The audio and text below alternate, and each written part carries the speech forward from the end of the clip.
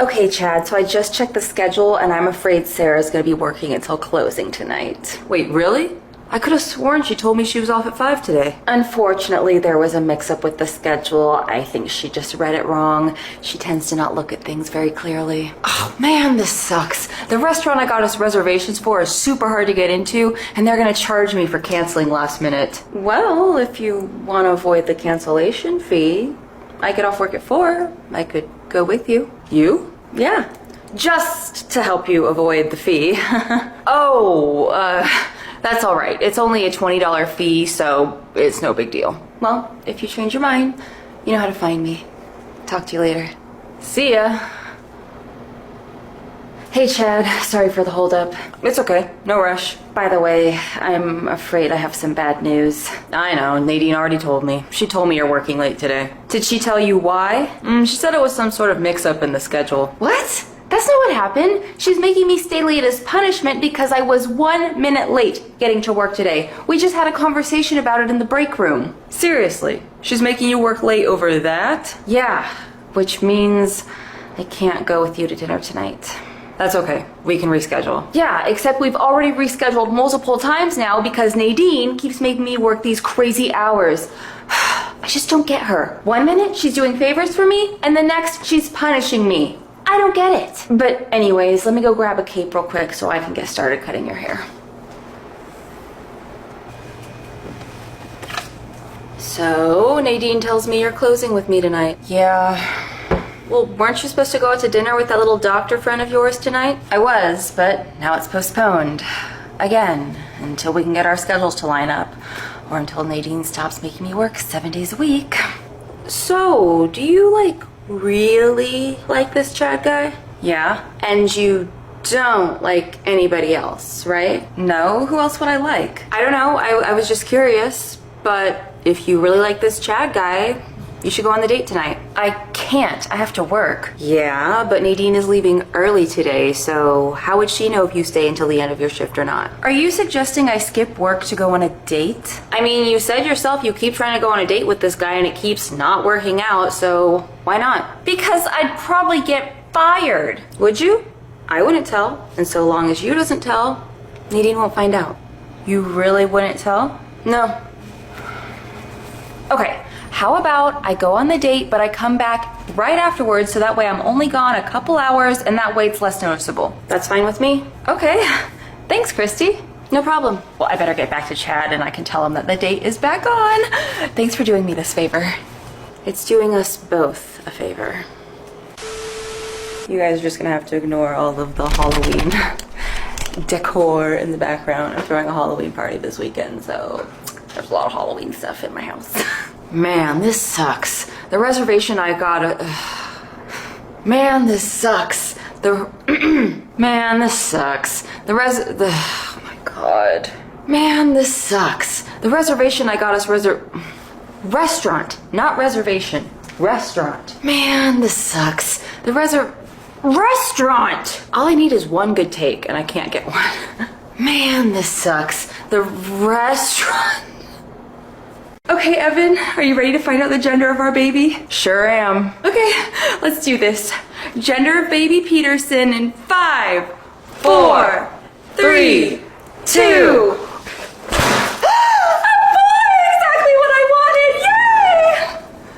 Wow, a boy! Can you believe it, babe? Did you really just pop the balloon, Gladys? Oh, sorry. I guess I got a little carried away. I was just so excited. And you don't think I'm excited for my first baby? We're all excited, aren't we? Now come here, babe. Give me a hug. Oh, me first. Oh, I am so happy it's a boy. Now you can name him after my father. Excuse me? And you can use my grandfather's name as his middle name, Elmer Edmund Peterson. Isn't that a great name? Sorry, Gladys, but we already decided that if it was a boy, we were going to be naming him Zachary. Zachary? Oh, no. You see, it's a tradition in my family to name the firstborn son a name that begins with the letter E. We can't break that now. Well, Evan and I want to start our own traditions, and we want to name him after our good friend Zachary. Hey? Well, family comes first, so Elmer is the right choice. You can name your second son after your little friend. Or I can name him whatever I want because I am the mother. Yes, well, I am Evan's mother, which means I get a say. Do you? I didn't realize you were there when we conceived the baby, nor did I realize you'd be the one pushing him out of your vagina. He is my grandson, and if I'm gonna be babysitting, I deserve to have my opinion heard. Oh, I heard it, but it's not what we want. We will be naming him Zachary, and we can hire somebody else to babysit. I can't believe this. Evan, are you really gonna let her ruin your son's name? He suggested the name. Oh, please. I know it was your idea. You're always trying to put crazy ideas into his head. Mom, maybe you should just go now and we can talk about this later. Oh, we're gonna talk about this later, all right? I can't believe you. I bought the cake, I set up the decorations, and this is how you treat me? I told you, I already had a cake, and you took down my decorations to put up your own. Well, that baker you go to always makes the cake dry, and your decorations looked cheap. I was doing you a favor. You know what? I'm taking back my decorations and my cake. Have fun eating dry-ass dessert. And you wonder why I didn't want to invite her. I'm about to conceive this baby. Don't look. Okay, Evan, are you ready to find out the gender of our baby? My baby's falling again. You're not due yet. Ugh. Ew, sorry. Pregnancy. The baby's coming, the baby's coming. Oh my god, it's a girl. The gender reveal was wrong. Well, I am Evan's mother. I hate popping balloons, I really do. And I hope this will be easy to pop. Oh my god, I hate popping balloons. I've always hated it. I don't know why I chose a balloon. I hate it, I hate it, I hate it.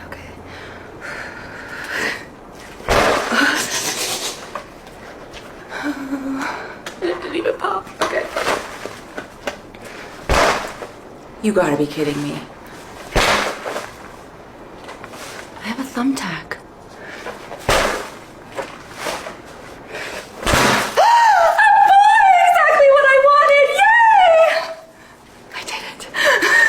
Congrats! You have been randomly selected to upgrade your period subscription to something even more horrific and more traumatic than anything you've ever experienced before. Introducing endometriosis. Thought your regular period cramps were bad? Well, you're gonna be begging to have them back after you get a taste of endometriosis. You're going to wonder how it's even physically possible to feel this much pain and wonder who the hell did you piss off in a previous life to be cursed with this. And even though it's listed as one of the 20 most painful medical conditions, you aren't going to get any sympathy from your peers, and everybody's gonna think you're just being overdramatic, including your doctors. What's that you say? You can barely stand up because of the pain? Well, nobody cares. So get the f up, you lazy bitch. That's right. No calling out sick for you, even though you literally have tissue growing in places it's not supposed to. Ariana, what are you doing here? And it's attaching itself to other organs in your body. You can't get rid of me, bitch. You just need to get over it. Because people who have never experienced endometriosis a day in their life know more about your body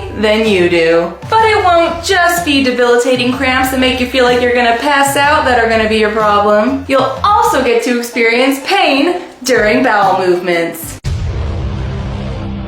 That's right, you're gonna be praying for your life on that toilet while agonizing pain shoots down your legs and up your back. You might even have to strip down to nothing because the process is so hard on your body, you start sweating like a sinner in church. And let's not forget the constipation and nausea that comes along with it. Everything from your uterus to your ass. It's gonna feel like the devil himself shoved his arm right up into you and is playing Tetris with your internal organs. You might even see blood in your stool as a result, because I guess bleeding an entire river out of your vagina every month just isn't enough blood. Sound exhausting? Well, it is. You're gonna be wildly fatigued all the time, and no amount of sleep is gonna fix it. And once again, you'll get no sympathy from anyone simply because you just don't look like you're in pain. Isn't having an invisible disorder fun? But the pain doesn't stop there. You'll get to experience pain during intercourse and or after, which is basically gonna feel like you've been hit 50 times in the crotch with a sledgehammer. Of course, the symptoms don't end there. You'll also get back pain so bad you can barely stand up or sit down. You could possibly also experience infertility irregular periods, and bleeding so excessively, you'll wonder how you're even still alive. Sometimes the pain is so bad, you'll end up in the ER, just to be told that you're either a drug seeker or that it's just a part of being a woman. Now, I know what you're thinking. Is there a cure for this beast? Well, I'm happy to report that no, there isn't. You can get surgeries to remove it, but endometriosis has the ability to grow back again, which means you will never be cured. So good luck as you embark on this absolutely dreadful journey of chronic pain that not only interferes with your life in every aspect, but will also make you miserable for decades. And good luck controlling the homicidal rage that will boil up inside you every time you hear somebody say their periods aren't that bad or they barely notice them. Happy bleeding! And even though it's listed as one of the most... And even though it's listed as one of the 20 most painful, because the whole thing is so terrible, you start swimming. You could possibly also experience, what is it called?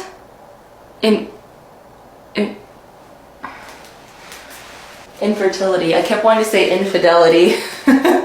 Wouldn't that be suck?